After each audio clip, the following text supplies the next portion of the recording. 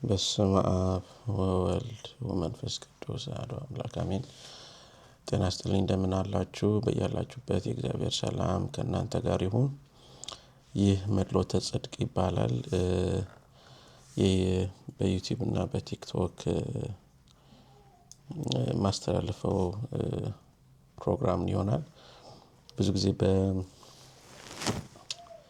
በቪዲዮ ለመምጣት ብዙ ጊዜ ፈልግ ነበረ። የሚጠቅም ነገር ካለ ያው ለማካፈል ካነበብኩት ከሰማሁት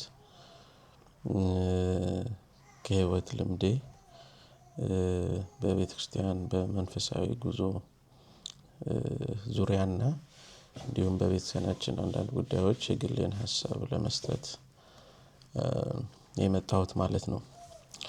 እና ፕሮግራሜን እንደምትወዱት ተስፋ አደርጋለሁ።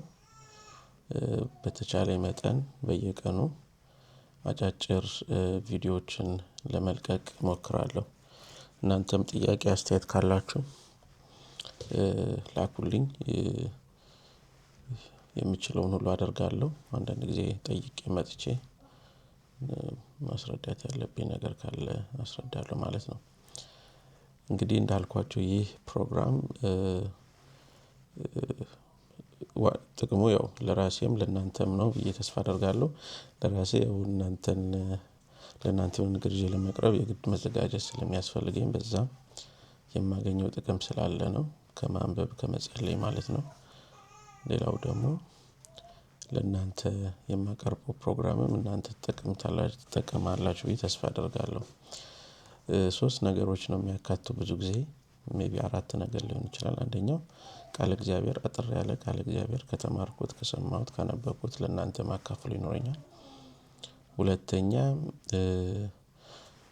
በአንዳንድ በተመረጡ ጉዳዮች ላይ በቤተሰባችን ዙሪያ ማለት ነው በአስተዳደር ሊሆን ይችላል፣ በክህነት ዙሪያ፣ በመዝሙሮች ወይም ወቅታዊ በሆኑ ጉዳዮች ላይ ሀሳብ እሰጣለሁ።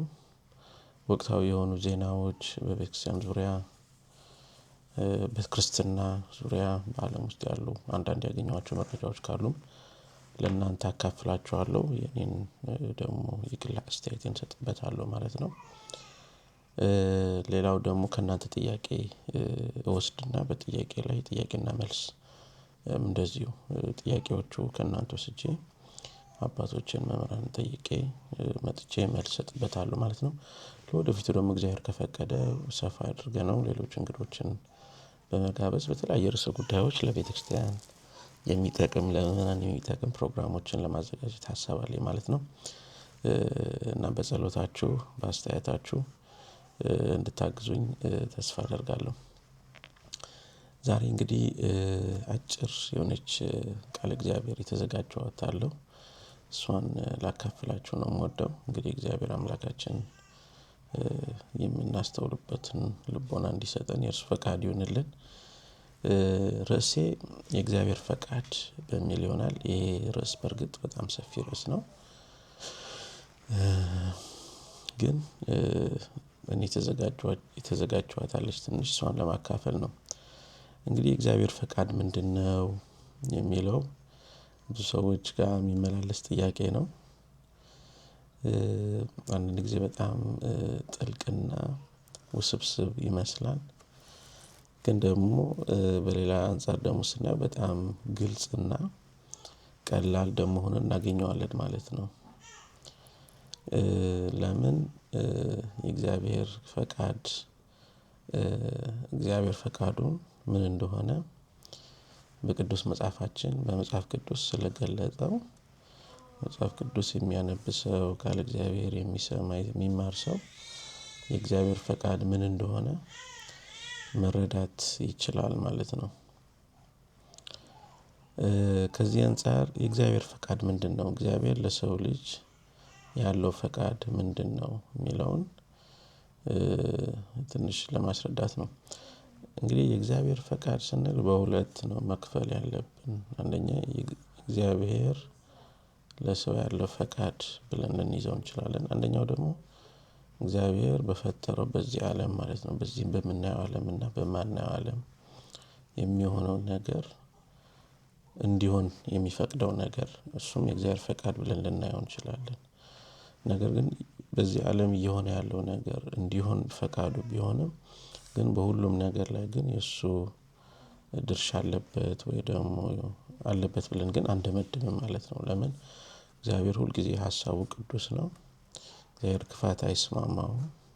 ስለዚህ ክፋት፣ ተንኮል ወይ ደግሞ ኃጢአት በዚህ ዓለም ሲሰራ ምንም እንኳን በእግዚአብሔር ፊት የሚሰራ ነገር ቢሆንም ወይ ደግሞ እግዚአብሔር በፈጠረው ዓለም ውስጥ እየተከናወነ ቢሆንም ግን እግዚአብሔር የእግዚአብሔር ፍላጎት ነው ግን ማለት አይደለም። ይህንን ለይተን ማየት አለብን ማለት ነው።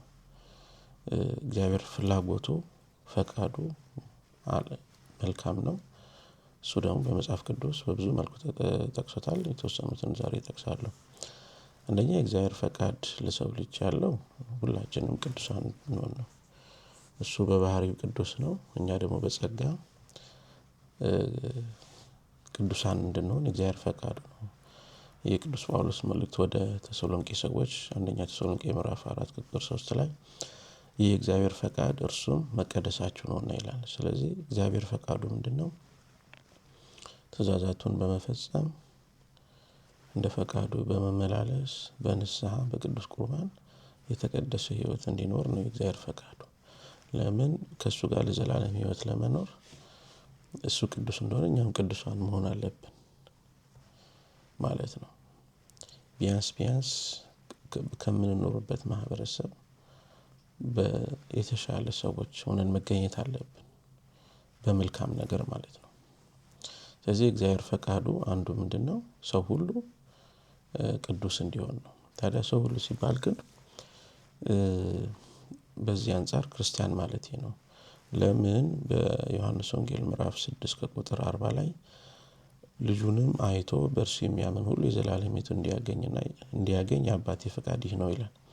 ይህም በመጨረሻው ቀን አስነሳለሁ ይላል። ስለዚህ የእግዚአብሔር ፈቃድ ወይም የእግዚአብሔር አብ ፈቃድ ወይም የእግዚአብሔር መንፈስ ቅዱስ ፈቃድ በእግዚአብሔር ወልድ አዳኝነት ሰው አምኖ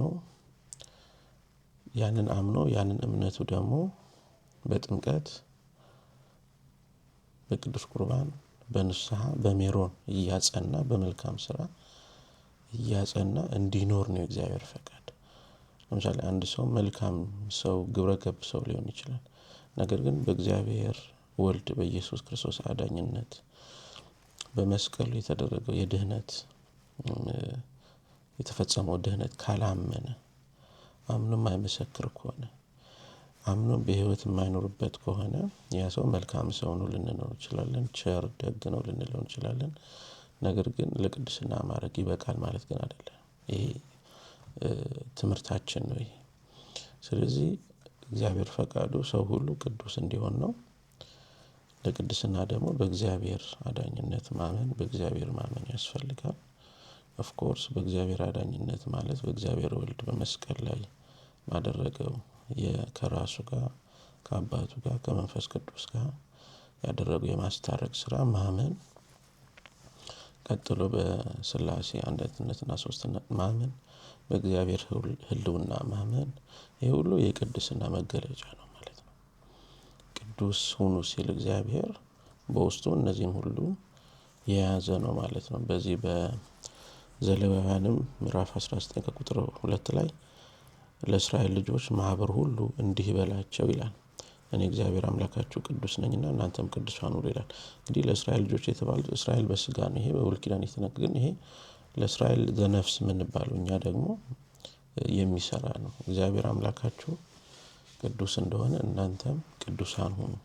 እግዚአብሔር አምላካችሁ ብርሃን እንደሆነ እናንተም በእምነታችሁ በመልካም ስራችሁ ለዓለም ብርሃን ሁኑ ብሎ እግዚአብሔር ፈቃዱ ምን እንደሆነ አስቀምጧል። እግዚአብሔር የመጀመሪያ ፈቃዱ መንፈሳዊ ነው። መንፈሳዊ ማለት ዘላለማዊ ነው። ዘላለማዊ ማለት እግዚአብሔር ለኛ ህይወት የበለጠ ግድ የሚያደርገው ስለ ዘላለም ህይወት ነው። ቀጥሎ ነው የዚህ ዓለም ኑሯችን የሚያመጣው። ለዚህ ነው በማቴዎስ ወንጌል ምዕራፍ 6 ከቁጥር 33 ላይ ነገር ግን አስቀድማችሁ የእግዚአብሔር መንግስት ጽድቁንም ፈልጉ ይላል። ይህ ሁሉ ሌላው ይጨመርላችኋል። የዚህ ዓለም ህይወት የዚህ ዓለም ኑሮ እንደ ጭማሪ ነው የተቆጠረው። ዋናው የህይወታችን ጉዳይ ህይወታችን ልናስቀድመው የሚገባ ጉዳይ፣ በ24 ሰዓት ውስጥ ሊያስጨንቀን ሊያሳስበን የሚገባ ጉዳይ፣ እለት እለት ልናስብበት ልንሰራበት ልንደክምበት የሚገባ ጉዳይ የእግዚአብሔር መንግስት የዘላለም ህይወት ነው። ይሄ የእግዚአብሔር ፈቃዱ ነው። የዚህ ዓለም ኑሮ ያው እንደምታውቁት ጊዜያዊ ኑሮ ነው። ምድራዊ ኑሮ ነው። ምንለፋበት ምንደክምበት ሁሉ ያው እዚህ ትተነው የምንሄደው ነው። እንደ አይን ብሌናችን የምንወዳቸው ልጆቻችን እንኳን ወይን ይቀድሙናል ወይን እንቀድማቸዋለን። ግን ስለዚህ ቅድሚያ ልንሰጠው የሚገባው ህይወታችን የእግዚአብሔርን መንግስት የዘላለማዊ ህይወት ማለት ነው። ወይ ደግሞ በሌላ ነገር እግዚአብሔር ራሱን ነው በህይወታችን ማስቀደም ያለብን። ይህ የእግዚአብሔር ፈቃድ ነው ማለት ነው። ስለዚህ የእግዚአብሔር ፈቃድ ባጭሩ ሰዎች ሁሉ እሱ ቅዱስ እንደሆነ ቅዱሳን እንዲሆኑ፣ የእግዚአብሔር ቅድስና የባህሪ ቅድስና ነው። የኛ ግን ቅድስና ግን በእግዚአብሔር የሚሰጥ በገዛ ፈቃዳችን ወደን። ታዲያ ሁልጊዜ የሰው ድርሻ አለ። ሰው ለመቀደስ ፈቃደኛ ከሆነ እግዚአብሔር ፈቃዱ ነው እኛን ሊቀድሰን ማለት ነው። እኛ የእግዚአብሔርን ሐሳብ የእግዚአብሔርን ፍላጎት የእግዚአብሔርን ፈቃድ ለመፈጸም ፈቃደኛ ሆነን በምናደርገው ጉዞ እግዚአብሔር ደግሞ ይቀድሰናል ማለት ነው። ስለዚህ በአጭሩ የእግዚአብሔር ፈቃድ ሰው ሁሉ በቅድስና እንዲኖር ነው ማለት ነው። ሰው በቅድስና ከኖረ አሁን ብዙ በህይወታችን የሚያስጨንቁ ጉዳዮች አሉ። ስለ ስራ ጉዳይ፣ ስለ ትዳር፣ ስለ ሌላም ጉዳይ ብዙ የሚያሳስቡን ጉዳዮች አሉ። እንዲህ ቢሆን እንደቢሆን ይሄ ሁሉ መልስ የሚያገኘው በዚህ ማዕቀፍ ውስጥ ነው። ሰው የቅድስና ህይወት መኖር ከቻለ፣ ሰው እንደ እግዚአብሔር ፈቃድ ለመመላለስ ከጣረ ከሞከረ ሌላው ሁሉ በዚህ ውስጥ መልስ ያገኛል ማለት ነው። ትዳርም ቢሆን ሰው መጀመሪያ የሚያስፈልገው ራሱን ወደ እግዚአብሔር ማቅረብ ነው። ሰው በንስሐ በቅዱስ ቁርባን በቅድስና ህይወት ወደ እግዚአብሔር ሲቀርብ በመልካም ስራ ወደ እግዚአብሔር ሲቀርብ እግዚአብሔር ደግሞ የሚያስፈልገውን ነገር አያስቀርበትም። ትዳርም ቢሆን ሌላም ቢሆን ማለት ነው።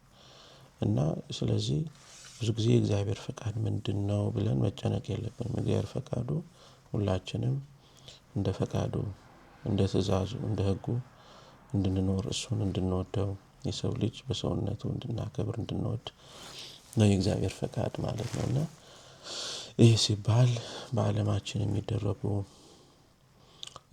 ክፉ ነገሮች ግን እንዲሆኑ እግዚአብሔር ቢፈቅዳቸው ግን በእነዛ ውስጥ ግን እግዚአብሔር አለበት ብለን ግን አናምንም። ምክንያቱም እግዚአብሔር ክፋት አይስማማበትም። እግዚአብሔር የሚስማማው ቅድስና ጽድቅ ነው። ስለዚህ በገዛ ፈቃዳችን ወደን የምናደርገው ማንኛውም ስህተት ማንኛውም ጥፋት የእግዚአብሔር ሐሳብ ነው ወይም ሐሳብ ነው ግን አንልም።